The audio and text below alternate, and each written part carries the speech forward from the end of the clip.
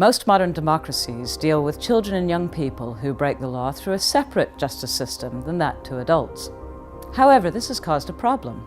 In the last 150 years, we've become trapped inside a recurring debate between age-related welfare issues and age-related justice issues.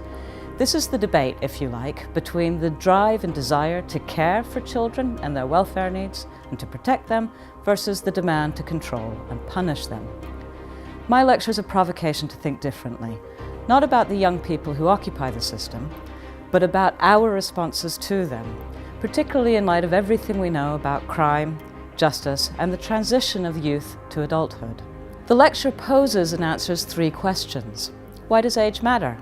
Why should it matter in the production of social and criminal justice?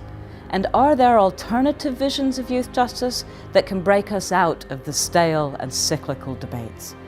I hope you can join me.